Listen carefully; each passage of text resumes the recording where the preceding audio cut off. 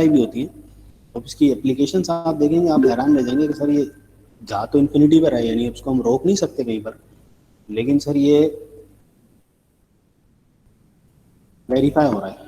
अब आपको सोचो ना बेटा, अगर मैं कह रहा हूँ कि भाई एक चीज़ इन्फिनिटी पे जा रही है, तो इन्फिनिटी पे जाकर उसको डिस्कस करना, डील करना कोई आसान काम तो नहीं है ना, बहुत मुश्किल काम है। लेकिन उसकी चूंकि एप्लीकेशन आप देखेंगे, आप कहेंगे सर ये तो वेरीफाई हो रहा है एक तरह से ना, अच्छे अच्छे तरीके से।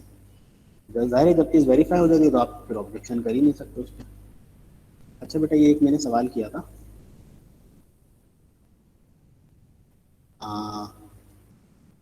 क्वेश्चन नंबर, ये मैंने 6 टर्म निकाली थी इसकी, इसी से रिलेटेड एक और सवाल हम करते हैं। मैं आप लोग जल्दी जल्दी कैलकुलेशन और ये सब कीजिएगा। ये सवाल है बेटा मेरा, इसकी 15 टर्म निकालनी है। Now what is the value for a बेटा, जल्दी बताओ। ए की वैल्यू बताओ, आर की वैल्यू बताओ और एन की वैल्यू बताओ। First term is denoted by A, बेटा ए की वैल्यू क्या होगी, 6 हो गई। नंबर ऑफ टर्म्स बेटा 15 हो गई, यानी 15 टर्म निकालने के लिए। और कॉमन रेशो बेटा second term divided by first term. और टी एन किसके बराबर बेटा, a r power n minus one होता है। बस ये कैलकुलेशन है, और ये मैंने एक जगह 6 लगाया, माइनस हाफ लगाया बेटा, 15 - 1, और ये वैल्यू आ गई ये बेटा 3/8192। ये आंसर है। क्लियर बेटा, बहुत सिंपल सा क्वेश्चन था, एक टर्म निकालने वाला। थोड़ा सवाल को मैं ट्विस्ट कर रहा हूँ, और आप लोग बताइएगा कि सवाल को अटेम्प्ट कैसे करूँ मैं, मतलब प्रीवियस नॉलेज जितनी हमारी है उसको उसके अंदर रहकर मैं सवाल को अटेम्प्ट कैसे करूँ। ये सवाल कर रहे हैं, विच term of the geometric progression geometric sequence is 5/729। Attempt कैसे करें बेटा इसको।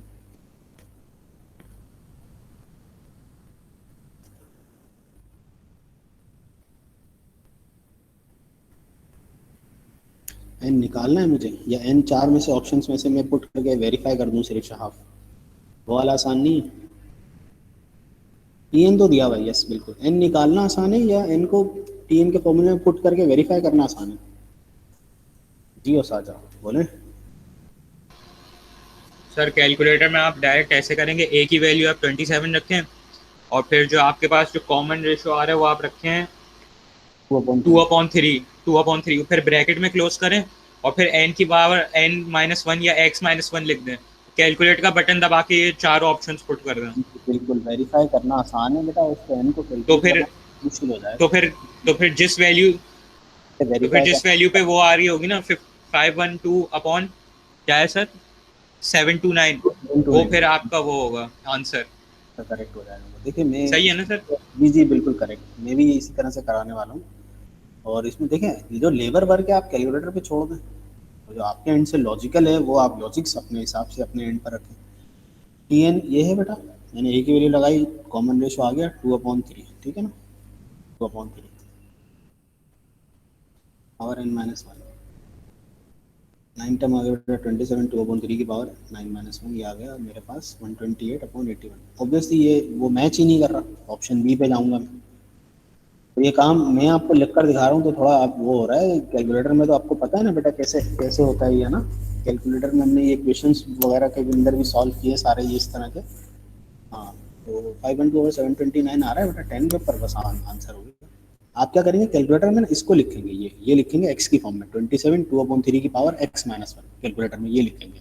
वेरिएबल की फॉर्म में, वेरिएबल आप ए बी सी डी ले लो, कोई भी ले लो आपकी मर्जी। और बस उस पर चेक करना है 9 को, उसके चेक करना है 10 12 16, ये आंसर आ गया मेरा। दैट इज बेस्ट पे। बाकी दूसरा जो सोल्यूशन है ना, जैसे और स्टूडेंट्स कह रहे थे कि सर इस तरह से कर लें, वो मैं आपसे शेयर कर देता हूँ, और आप उसका मेथड देख लीजिएगा। तो अगर वो आपको लगता है कि मुझे करना चाहिए तो जैसे यू कैन, नहीं तो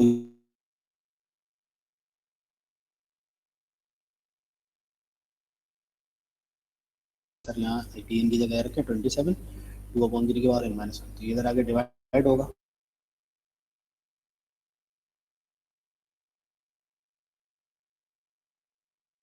पावर 9 हो गया, 2/3 होल पावर n-1। अब कंपेयर करके देखिए वही 10 आ रहा है। सॉल्यूशंस आप खुद कंपेयर कर लें। ऑब्वियसली वेरी एमसीक्यूज कर रहे हैं हम बेटा, सीआरक्यू तो कर नहीं रहे कि हम सीआरक्यू में सारे स्टेप्स वगैरह शो करें, ठीक है। तो मेरी नज़र में पहला वाला सॉल्यूशन बेस्ट है, दूसरा वाला काफ़ी लेंदी हो जाएगा। एक सवाल मैं आपके एंड पर दे रहा हूँ, वो आप लोग करेंगे as an homework. This is the question, which term of this sequence 18 20 12 512 और 720, ये सीक्वेंस चेंज किए, पीछे वाले से सीक्वेंस अलग है। 512 और 720 इसकी कौन सी टर्म है, ठीक है। उसमें ऑप्शंस नहीं है, एज ए CRQ आप डील करेंगे, यानी एन निकालेंगे। सही है बेटा, होमवर्क है, इसका प्रैक्टिस क्वेश्चन है, तो थोड़ा सा इसकी भी तैयारी हो आपकी।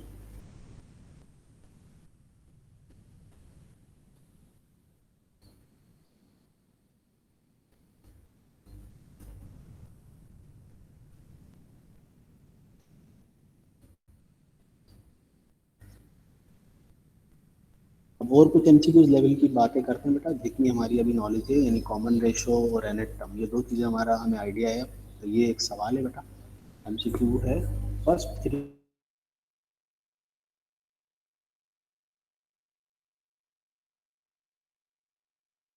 अच्छा, अब इसमें मसला क्या आ रहा है बेटा, मुझे ज़रा मसला बताइएगा, इसमें प्रॉब्लम क्या आ रही है, डायरेक्ट हम 7 टर्म क्यों नहीं निकाल पा रहे। शहाब, आप अगर कॉमन डिफरेंस सेम देख रहे हो बेटा,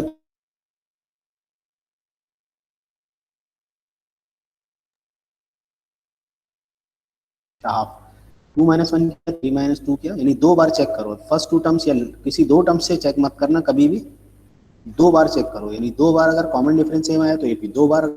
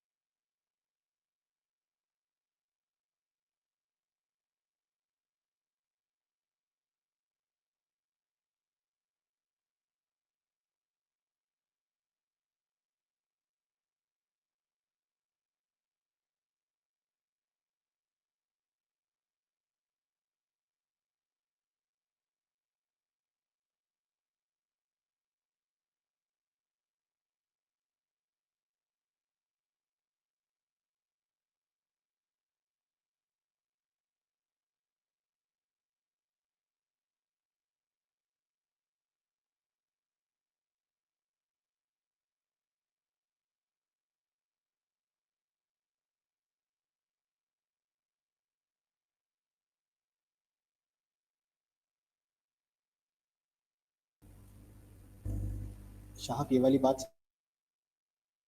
तो यानी second term divide by first term, third term divide by second term कर रहे हैं। तो अगर दो टर्म से, यानी दो बार कॉमन रेशियो मैंने चेक किया, हाँ मैं रिपीट कर रहा हूँ, रिपीट कर देता हूँ।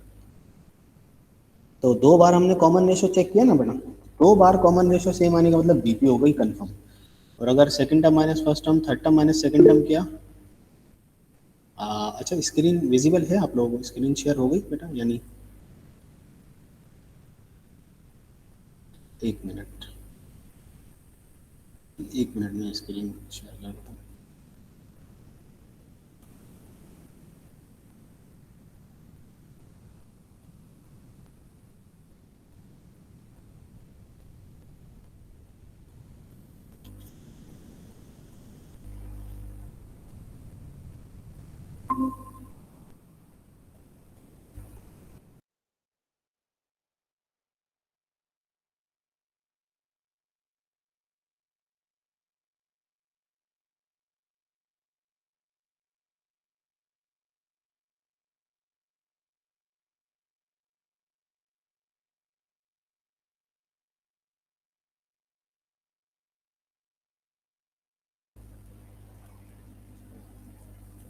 राइट साइड वाली स्लाइड के बिल्कुल नीचे देखें बेटा, जो राइट साइड वाली स्लाइड है उसके बिल्कुल नीचे वाला सवाल देखें, विच टर्म ऑफ द सीक्वेंस, ये सीक्वेंस डायरेक्ट सीक्वेंस लिखा हुआ है, APGP तो लिखा हुआ नहीं है, तो आप 12/18 करोगे, 8/12 करोगे, तो कॉमन रेशो कंफर्म होगा आपको कि दोनों से कॉमन रेशो आ रहा है।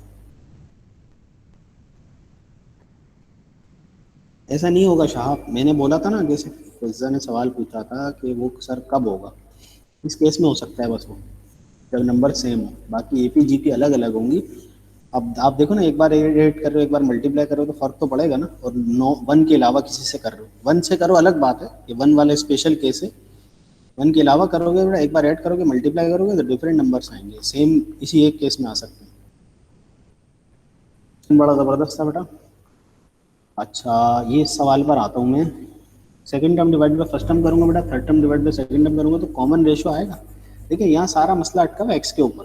अगर एक्स मुझे पता लग जाए ना तो मेरा सवाल आगे बढ़ जाएगा, वरना सवाल हैंगिंग पोजीशन में। तो ये दो नंबर्स जो है ना बेटा, मुझे ये सिर्फ ये बता रहे हैं, यानी सॉरी तीन number, second term divide by first term, third term divide by second term करूंगा तो कॉमन रेशियो के बराबर होगा, है ना, आर।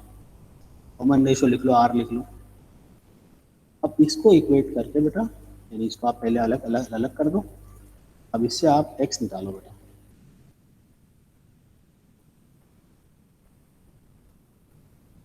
26। सही। ये बात समझ में आई बेटा, एक्स निकालने वाली। और अब मैं एक और आपके मतलब वही जो मैं कह रहा हूँ ना, मैं खींच खींच के स्टूडेंट्स को लाता हूँ एमसीक्यू की तरफ, लेकिन वो फिर सीआरक्यू की तरफ जा रहे होते हैं, यानी सीआरक्यू के स्टैंडर्ड पे या लेवल पर जा रहे होते हैं। और वो एक स्टूडेंट ने बहुत अच्छा कहा था कि सर इतने सालों की एक प्रैक्टिस है, 10-12 साल की, एकदम तो नहीं जाएगी ना। तो ये बात तो बिल्कुल सही है कि एकदम तो नहीं जाएगी, आहिस्ता आहिस्ता कोशिश करें। अब आगे असल में आपकी जो है ना मेंटल अप्रोच का इम्तिहान है कि आप लॉन्ग वे पर जाते हो या बहुत शॉर्टकट के जरिए से आप कैलकुलेटर की मदद से ही निकाल लेते हो। देखिए एक तरीका तो ये है कि आप ना यहाँ पर पहले टर्म्स निकालो तीनों, यानी यहाँ 26 रखो, यहाँ 26, फिर न्यूमेरिकल तीनों टर्म्स निकाल लो, फिर उसमें से कॉमन रेशो निकालो। फिर फर्स्ट टर्म बोलोगे 26 + 10 है, फिर सॉल्व करो इसको। लेकिन मैं उसको चूंकि प्रीफर ही नहीं कर रहा तो मैं वो लिख ही नहीं रहा।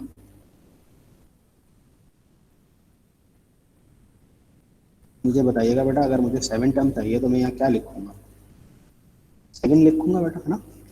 और यहाँ पर आ जाएगा 7 - 1 यानी कि 6, ऐसे ही होगा, यार पावर 6 आ गया। नाउ फर्स्ट टर्म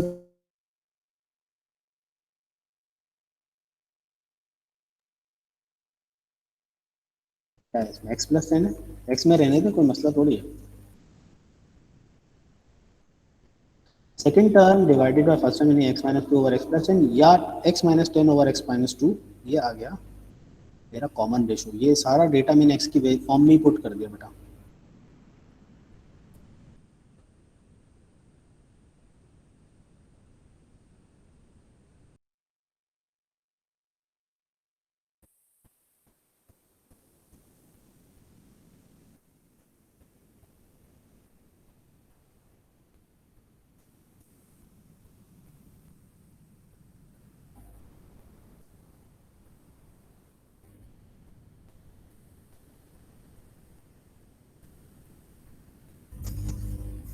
हाँ मेरी वॉइस आ रही है बेटा, आप बताइए। मेरी वॉइस क्लियर है बेटा सबको, हाँ ना। चले ओके फिजा, चले ओके। बेटा x की वैल्यू जो आ रही है ना मेरे पास, second term divide by first term, third term divide by second term करूंगा तो कॉमन रेशियो मिलेगा मुझे। मैंने ये पूरा सवाल x की फॉर्म में ही लिख दिया। अब आप लोग बताइएगा बेटा, अगर मैं कोई, यानी ये जो चार मेरे पास वैल्यूज हैं, कौन कौन सी, सॉरी सॉरी एक्स की वैल्यू एक ही आई है ना 26, बस ये एक्स की वैल्यू लगाएं, डायरेक्ट मेरे पास टर्म आ गई। और दूसरा लेंदी वे भी मैं लिख देता हूँ ताकि आपको अंदाजा हो कि मैं क्या बात कर रहा था आपसे। आपने ये नंबर लिख के, अब इसमें एक्स की जगह पर आपने जो आपने अभी कैलकुलेट किया वो लिखा, एक्स की जगह यहाँ 26, यहाँ 26, यहाँ 26। अब नंबर निकाले, फिर ए आपने कहा सर 36 है, फिर आपने आर निकाला second term divide by first term करके, तो और फिर आपने न्यूमेरिकल फॉर्म में आंसर निकाला। तो वो गलत होगा ना बेटा, सॉरी गलत कह रहा हूँ मैं, वो लेंदी हो जाएगा ना काम। पहले आप न्यूमेरिकल टर्म्स निकाल रहे हो, फिर उसके बाद कॉमन रेशो भी निकाल रहे हो आप, फिर उसके बाद आपकी कई जाके 7 टर्म आएंगे। तो this one is very long method. तो मैं इसको क्योंकि प्रेफर ही नहीं कर रहा, इस वजह से इसको नहीं कर रहा बेटा, ठीक है ना। लेकिन मेरा ख्याल है आपको समझ में आ गया हो मैं क्या कहना चाह रहा हूँ। अब इस तरह से टर्म्स मत निकालें।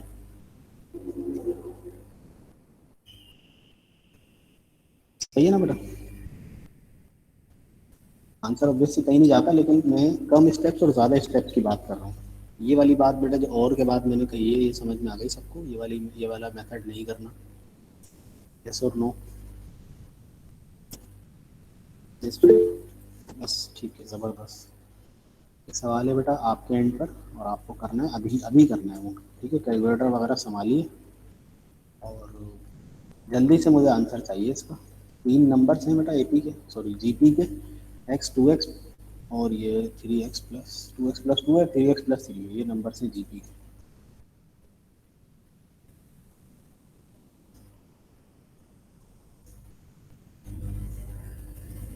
और टर्म चाहिए बेटा इसकी। वही मसला कि एक्स पे अटका हुआ है सारा मसला ना, तो एक्स निकालें पहले, जल्दी से करें बेटा।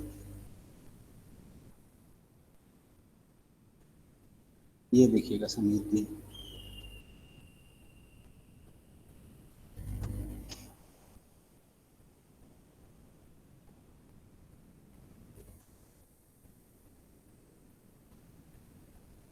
ये क्वेश्चन बेटा जिन स्टूडेंट को ये समझ में आ गया तो अगला क्वेश्चन नेक्स्ट स्लाइड वाला ये है, यहाँ से देख लें। एक्स 2x प्लस 2 और 3x प्लस 3, बाकी स्टूडेंट सॉल्व करना शुरू करें इसको।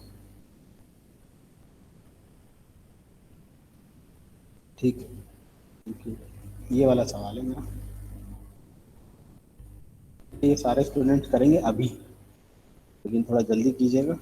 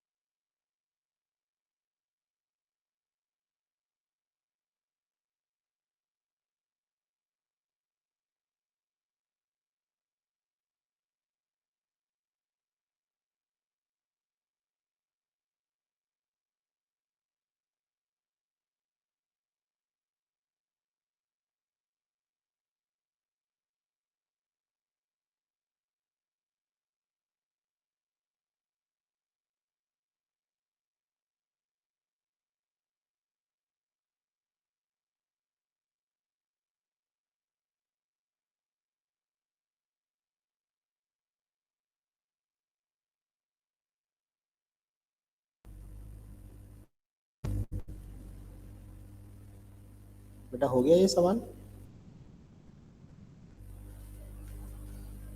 एक्स की वैल्यू आ गई किसी की या नहीं आई अभी तक? क्वाड्रेटिक बन रही है जी, बिल्कुल क्वाड्रेटिक बनेगी, और 2 आंसर आएंगे साहब, और उसके बाद थोड़ा और आपका जो है ना आंसर जस्टिफाई वाला एक बारी बात है कि आप जस्टिफाई करोगे आंसर को। 2 आंसर आएंगे, -1 और मेरा आ रहा है मेरा ख्याल है, और -4 आ रहा है शायद, है ना? -1 एंड -4 आ रहे हैं, है ना? अब उसमें से आप कौन सी वैल्यू सेलेक्ट करते हो, या दोनों लेते हो या एक लेते हो, वो ज़रा देखना ज़रा।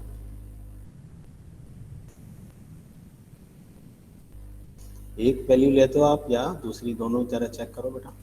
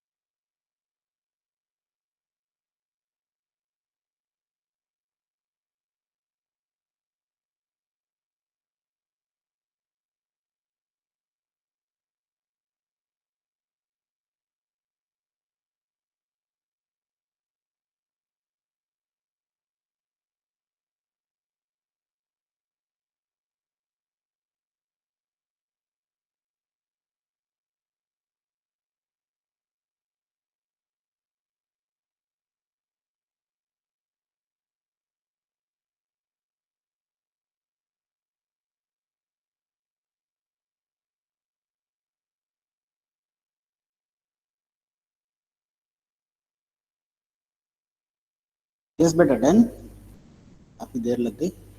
मैं तो सोच रहा था कि अब तक दूसरा सवाल हो जाता, ये तो पहले ही नहीं हुआ। अच्छा यहाँ देखो बेटा,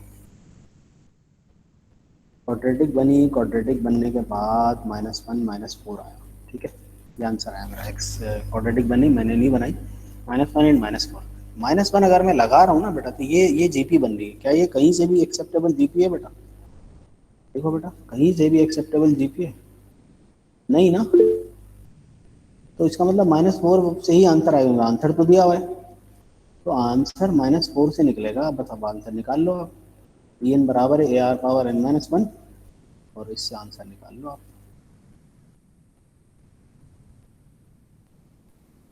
वैल्यू जो आई है ना आपके पास, -4 लगा के -27 अपॉन, ठीक है ना बेटा? ओके, आई होप सो कि ये क्यों मैंने इसको डिस्कार्ड किया ये समझ में आ गया होगा। जीरो जो है अब मतलब कॉमन रेशो नहीं निकलेगा ना उससे, 0/0 हो जाएगा ना, इस वजह से ये मसला हो रहा है।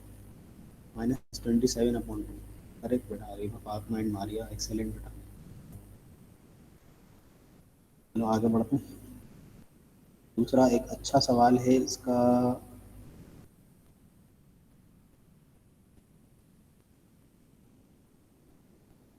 वो भी एमसीक्यू लेवल ही है। ये देखिएगा बेटा, और जाहिर है क्योंकि बेटा मैं ये देख रहा हूँ असल में ना, ज़्यादा असल में देखें, कुछ कॉन्सेप्ट बनाने होते हैं, कुछ एमसीक्यूज के लेवल पर चीज़ों को डिस्कस करना होता है, और असल अल्टीमेट हमें एमसीक्यूज पे ही जाना है।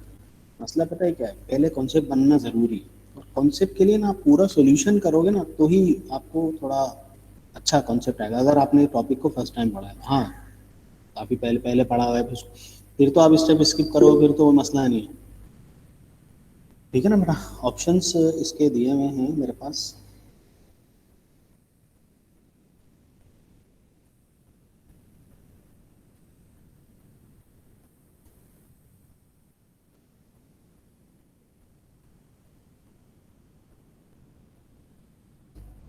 एट है, 9 है, ये नहीं है, 8 है इसमें,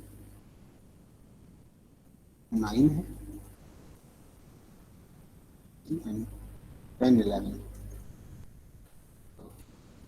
करना क्या है बेटा, इसको एमसीक्यू लेवल पर बात करें बेटा, सीआरक्यू पे मत जाइएगा।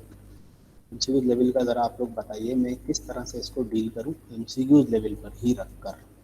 ये इंपॉर्टेंट है बेटा, एमसीक्यू लेवल देखना। प्रीवियस वाला, अच्छा ये देखिएगा शाह, -27/2।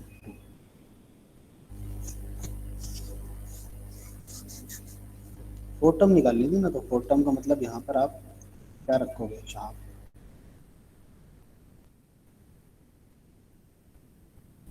4 - 1 यानी कि 3, और यहाँ 4 आ जाएगा।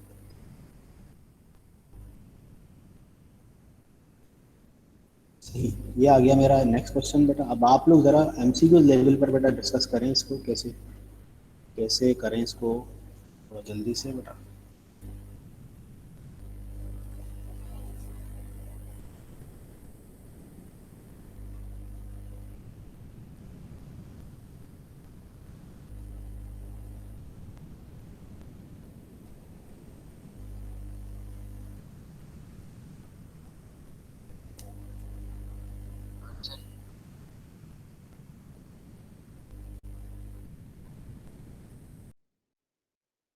शहाब बिल्कुल, इब्राहिम कह रहे हैं ए करेक्ट है, मोहम्मद इब्राहिम। ज़बरदस्त ज़बरदस्त। मैं आपको सॉल्यूशन शेयर करता हूँ, देखिएगा आप वेरीफाई कीजिएगा बेटा, ये वेरी हो भी रहा है नहीं। देखिए मैं ये कह रहा हूँ कि आप जो दो जीपीज है ना, आपको ये जीपी दी है बेटा, और दूसरी वाली जीपी दी है, वो सिर्फ वेरीफाई कर लें आप बस, आपका मसला हल है। एक ये है बेटा, इसके अंदर ए की वैल्यू 1 है, कॉमन रेशो इसका जो आ रहा है वो 2 आ रहा है ना, और इसमें देखिए 1683, ये थोड़े बड़े नंबर है, लेकिन हमें उससे कुछ हमारे पीएम साहब कहने बार बार घबराना नहीं है। ये 2 की पावर पहला वाला जो नंबर है ना, अगर नहीं भी लिखें आप, ऐसे लिख दो 16384, तो वो भी सही है। 2 की पावर 14, उसका कॉमन रेशो हाफ है, और पावर मैंने मतलब एन मैंने ऐसी रखा। एन मैंने ऐसी क्यों रखा बेटा, क्योंकि मेरे मुझे एन पे ही टेस्टिंग करनी है ना। अब सिर्फ मैच करना है आंसर कि which option fits here best, और कौन सा ऑप्शन आपने श्री इब्राहिम कौन सा बताया, ए बताया ना। 8 वैल्यू वेरीफाई कर रही है इसको। है ना, आपने 8 यहाँ लगाया बेटा, 8 - 1, और यहाँ 8 लगाया आपने, 8 - 1, दोनों का आंसर मैच कर रहा है, इसका मतलब ऑप्शन ये करेक्ट। बेटा ये मुझे स्टूडेंट्स कंफर्म कर दें ज़रा, ये मेथड समझ में आया किस तरह से कर दिया। देखिए कैलकुलेटर तो हमारे पास है ना, तो कुछ चीज़ें जो लेबर वर्क टाइप की हैं या कैलकुलेशन थोड़ी कॉम्प्लेक्स कैलकुलेशन से रिलेटेड है, वो आप कैलकुलेटर के एंड पर रखें। लॉजिक्स और फार्मूलाज वगैरह आप अपने आप सही पुट करें, आंसर आएगा इंशाल्लाह।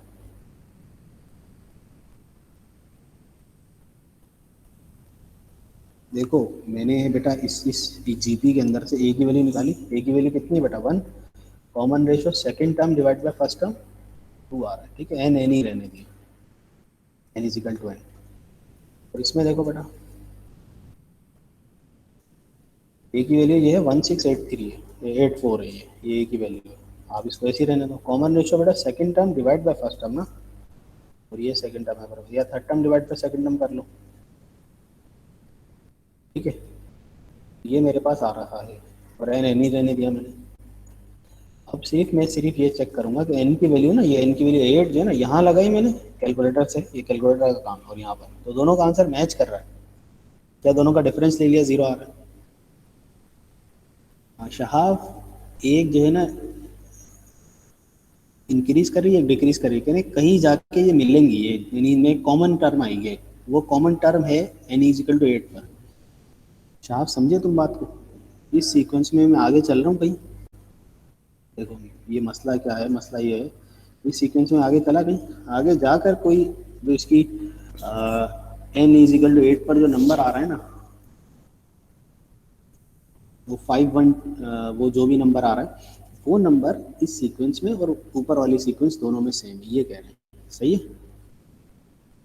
टी एन मुइज टी एन ही तो बेटा मुझे रखना है ना, टी एन एन की फॉर्म में रखना है यहाँ पर भी और यहाँ पर भी, दोनों को इक्वेट करके एन निकालना है। दूसरा सोल्यूशन देखो इसका, अगर प्रॉपर वैसे करते हो ना तो सोल्यूशन देखो जरा, ये कह रहा है एन, ये कह रहा है सेम है ना, तो सेम में जरा देखो इसको, इसको मुइज ये चेक करो सोल्यूशन।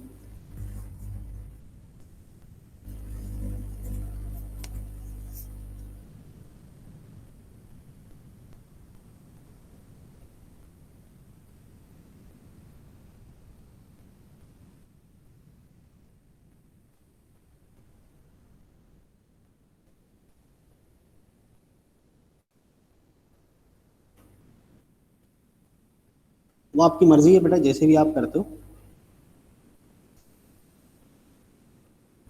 ठीक है।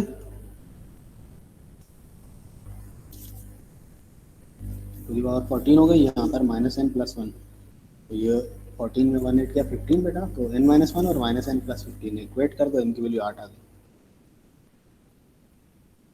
चलो आगे बढ़ते हैं बेटा।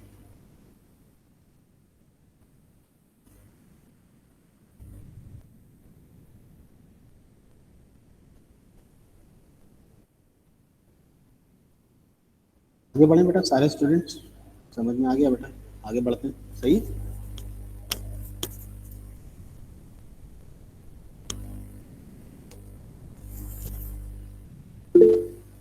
चलो ये मेरा नेक्स्ट क्वेश्चन है बेटा। In a geometric progression third term is 2, third term दी हुई है, तो product of first 5 terms is equal to 32 25 10 या 20। ये सवाल है बेटा मेरा। थर्ड टर्म यानी कि ए आर की पावर 3 - 1 ना, यानी ए आर स्क्वायर,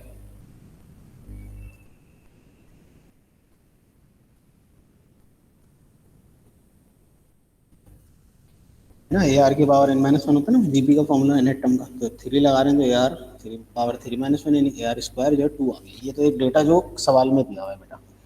अब आगे क्या पूछ रहा है वो पहले मैं लिखता हूँ, फिर आगे बढ़ता हूँ बेटा।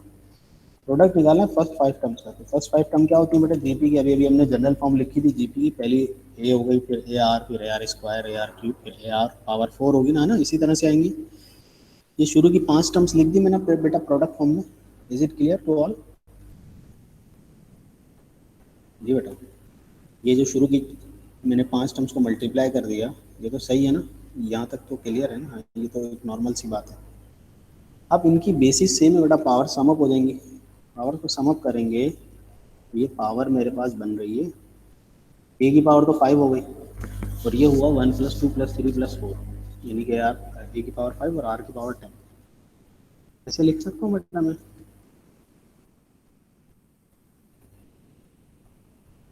लिख सकता हूँ या नहीं?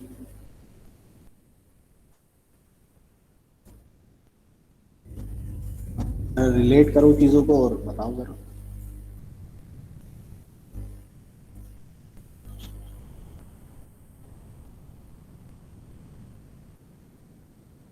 टू की पावर 5, जी बिल्कुल आंसर। तो ये एक असल में जीपी से रिलेटेड काम की चीज़ है। प्रोडक्ट ऑफ एन, और एन से मुराद ऑड होना चाहिए, इवन नहीं, टर्म्स इज इक्वल टू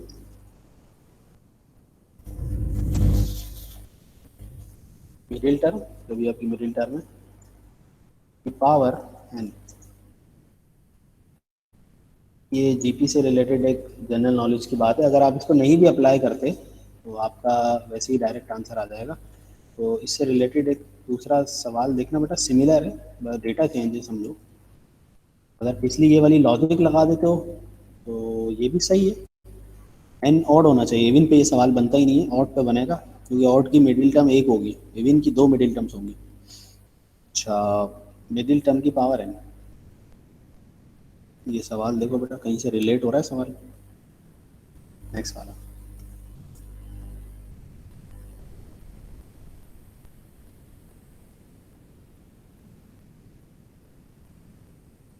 फिर इसको नॉर्मल तरीके से भी करते हैं, जैसे हमने प्रीवियस सॉल्यूशन पूरे स्टेप्स के साथ किया उस तरह से भी करते हैं, और फिर उसको डायरेक्ट भी करेंगे। ये क्या कह रहा है, अगर एन ऑड है यानी 21 तो ऑब्वियसली ऑड है ना, तो इसकी मिडिल टर्म कौन सी है बेटा? 21 में से शुरू की 10 टर्म्स हटाएं, लास्ट टर्म 10, लास्ट की 10 टर्म्स हटाएं, तो 11th is the middle location. तो 11 यानी 2 की पावर कितनी हो गई बेटा? एन, और एन 21 है। एन 21 कंफर्म है ना, ऐसा तो नहीं कोई 50-50 वाली बात है, कंफर्म ऑड है। तो इसकी मिडिल लोकेशन हुई, मिडिल लोकेशन जो हुई कितनी हुई बेटा? 11 हुई। ये वाली रॉकेट साइंस लगाएं, ऐसे बोलेंगे ना इसको, भाई इतनी इतने कम स्टेप्स को इतना वो कर दिया आपने सर। टू की पावर एन और एन या 21, आंसर आ गया ऑप्शन नंबर डी।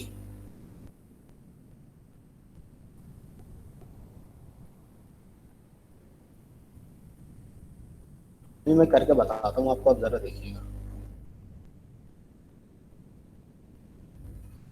तो मैं भी ऐसे ही रोक रहा हूँ इस बारी की बात को, ये सोल्यूशन देखिएगा जरा सा।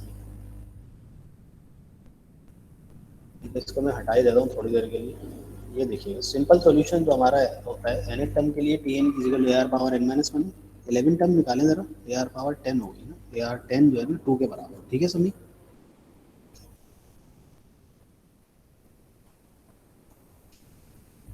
प्रोडक्ट कितने निकालना बेटा? 21 टर्म्स का ना, तो मैंने शुरू में 3 लिखी डॉट डॉट डॉट, और मैं जब ए आर पावर 21 माइनस वन निकाल लूँगा, यानी 21st टर्म निकाल लूँगा, तो ए आर की पावर 20 होगी। अच्छा, ये 21 टाइम्स जा रहा है तो ए की पावर तो डायरेक्ट 21 हो गई, और जो आर है ना उसकी पावर 1 होगी, फिर 2 होगी, फिर तो ये नेचुरल नंबर की सीरीज बन चुकी है जो कि ऐड होगी पावर में। नेचुरल नंबर की सीरीज का सम मुझे याद है ना? याद है? मैंने बोला था ये कहीं भी आ जाता है तो जहन में रखना।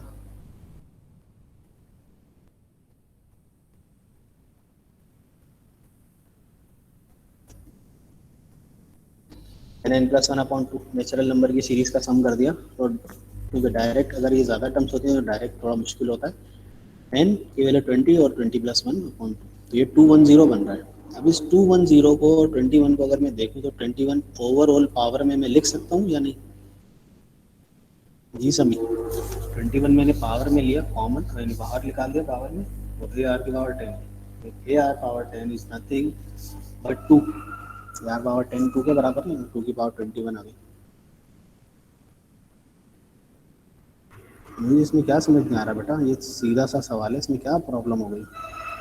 तो मुझे कंफ्यूजन बताओ, मुझे मसला कहाँ आ रहा है?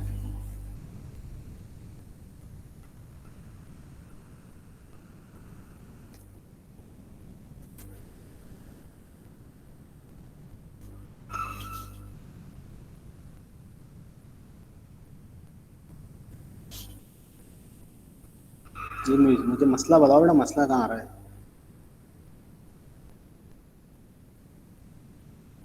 n+1/2 जो है बेटा नेचुरल नंबर की सीरीज का सम है, 1 से लेकर, नहीं डिवाइड या मल्टीप्लाई, मल्टीप्लाई किया बेटा, मल्टीप्लाई किया तो ये 21 मरतबा ये टर्म्स आ रही है, तो a⁻21 डायरेक्ट हो गई। तो मुझे कंफर्म करते रहो, a⁻21 डायरेक्ट हो गई क्योंकि 21 टाइम्स मल्टीप्लाई हो रहा है।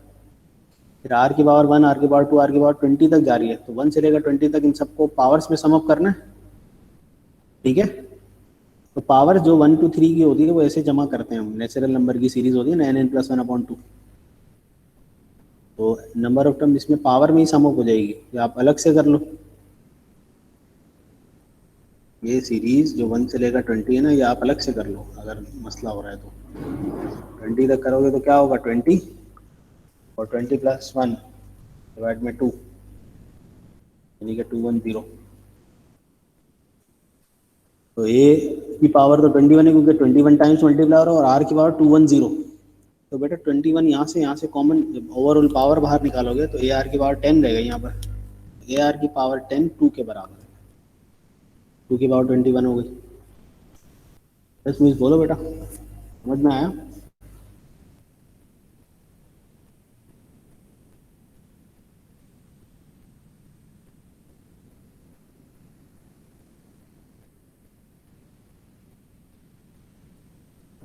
वही यस और नो बेटा। और बाकी बेटा मैं वैसे रिकमेंड करूँगा कि ये चूँकि कॉमन सा सवाल है, इतना मुश्किल नहीं है, आप इसको इस लॉजिक से कर सकते हो। n अगर ऑड है तो उन सब का प्रोडक्ट क्या होता है, मिडिल टर्म की पावर n। अच्छा हाँ, मेरे ख्याल में वही सही है, बाकी आप पे डिपेंड करता है आपको कैसे सवाल वो लगते हैं बेटा। एक सवाल है जो वैसे तो हम जीपी पढ़ रहे हैं, जीपी से रिलेट कर रहे हैं, लेकिन वो एक नॉर्मल वे से भी हो सकता है, यानी आप वैसे उसको जनरल मैथ से भी कर सकते हैं, लेकिन ये इस टॉपिक में पास पेपर में भी आया इस तरह का एक सवाल मिलता जुलता, उसमें कंपाउंड रेशो वगैरह की बात की।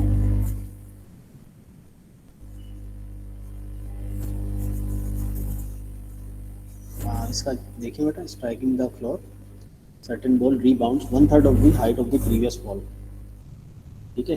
प्रीवियस बॉल जो उसने किया है जितनी हाइट थी उसका 1/3 जो है बाउंस हो रही है हर बार, कितनी हाई जाएगी बेटा फिफ्थ स्ट्राइक के बाद?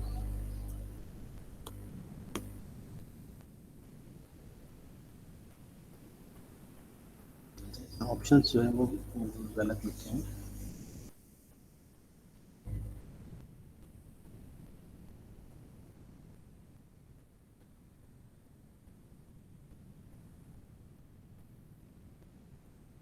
मीटर, ठीक है, ये आंसर्स हैं बेटा इसके।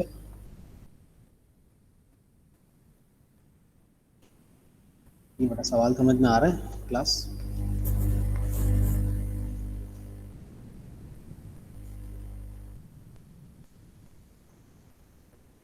बोलो बेटा, सवाल समझ में आ रहा है या नहीं? ऑप्शन बी है Mohammad Ibrahim. Yes, option B is correct Ibrahim. Mohammad Ibrahim, ये कैसे किया जरा बताओ।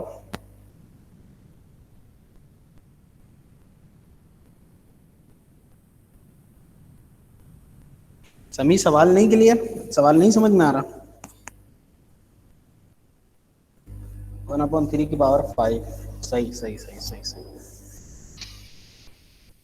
समी आप बताइए, समीउद्दीन।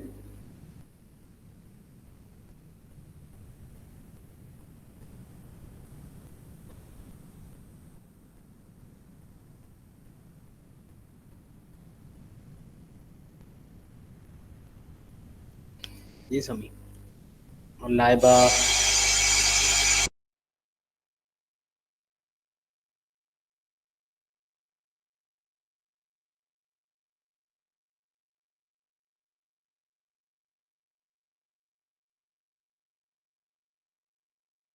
देखें ये कह रहा है, मैं एक्सप्लेन कर रहा हूँ। देखिए फर्स्ट टाइम जो है ना, आपको आपकी बॉल ड्रॉप हुई 1090 मीटर हाइट, मीटर से हाइट से ना, मीटर की हाइट से हमने बॉल को ड्रॉप कर दिया, सही है। अब बाउंस होगी तो ये यहाँ देखिए इसने बोला है 1/3 ऑफ द प्रीवियस बॉल, ये मैंने बोल्ड कर दिया, अब इसको देखिएगा। अब ये जब फर्स्ट स्ट्राइक के बाद जाएगी यानी बाउंस होगी, तो ये कितना बाउंस होगी 1090 का 1/3। फर्स्ट स्ट्राइक के बाद जब बाउंस हो गई कितनी कितनी हाइट का, क्योंकि हाइट कम हो रही है इसकी, अब कितने किस रूल से कम हो रही है, वो जीपी बन गई असल में, तो 1/3 ऑफ द प्रीवियस फॉल। आप कह रहे हैं यही रूल चलता रहेगा, यानी अगर आपने जो सेकंड स्ट्राइक के बाद कितना हाई जाएगी ये निकालना है, तो 1090 इंटू दोबारा 1/3 करूंगा तो उसका स्क्वायर हो गया। फिर थर्ड स्ट्राइक पे जाता हूँ मैं, तो 1090 को दोबारा मैं 1/3 और से मल्टीप्लाई करूंगा 1/3 से, तो वो पावर 3 हो गई। अगेन जाऊंगा तो मैं पावर 4 हो जाएगी, और अगेन जाऊंगा तो मैं ये पावर 5 हो जाएगी। ये था सवाल, यानी 1090 मीटर हाई से आपने उसको ड्रॉप कर दिया बॉल को, अब उसको बाउंस होना है, तो बाउंस हो रही है 1/3 ऑफ द प्रीवियस बॉल से, तो कितना हाई जाएगी फिफ्थ स्ट्राइक के बाद, ये पूछा था।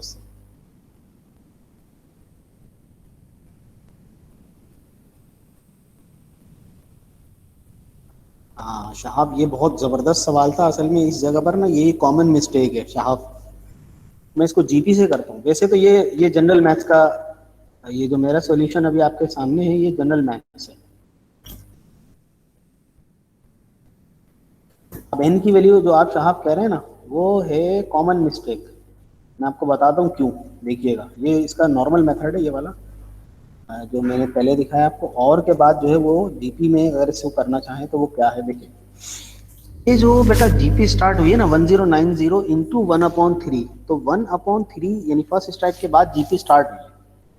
वन क्योंकि 1090 से किसी का भी 1/3 नहीं है ना, 1090 तो एक इनिशियल हाइट थी जहां से आपने उसको स्टार्ट किया, तो वो तो किसी का 1/3 नहीं है। प्रैक्टिकली सोचो, ये वो जीपी में तो है ये, लेकिन आप प्रैक्टिकली सोचो 1090 is not the 1/3 of the any distance, तो वहां से तो आपने स्टार्ट लिया, तो वो आप फोर्सफुली जीपी में ऐड करा रहे हो, फोर्सफुली 1090 जीपी में नहीं थी, फोर्सफुली आप ऐड कराओगे तो ये हो गई नंबर ऑफ टर्म्स 5 नहीं 6 हो गई, क्योंकि 1/3 के बाद वो जीपी बनना शुरू होगी।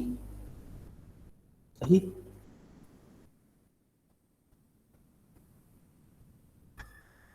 यही ये इसमें मसला होता है।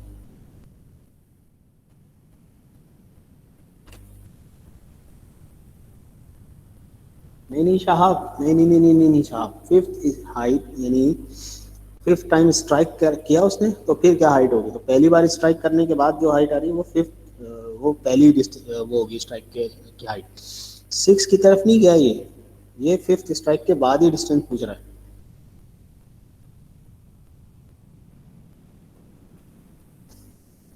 लेकिन first term is not included in the GP, first term जो है 1090 जीपी का पार्ट नहीं है, वो फोर्सफुली आप जीपी में ऐड करा रहे हो, इस वजह से ये टर्म ऐड हुई है, तो ए आर की पावर यहाँ एन ही होगी। ठीक है, ये प्रैक्टिकल लाइफ से रिलेटेड इसमें काफ़ी सवाल हैं ऐसे, और बाकी आप इस जनरल मैथ्स के मेथड से करते हो तो ये भी सही है। मेरा ख्याल है ये वाला ज़्यादा अच्छा है, क्योंकि कंफ्यूजन नहीं होती, इसमें कंफ्यूजन हो जाती है ये जीपी लगाने से ना। मैं ये कह रहा हूँ कि 1090 is not the 1/3 of any of the distance. ठीक है, जब आपने फर्स्ट स्ट्राइक की बात की तो 1090 इंटू 1/3, ये जो डिस्टेंस आ रहा है ना मेरा ये वाला, इसके बाद जीपी बननी शुरू हुई है। सही है, ये मैं कह रहा हूँ।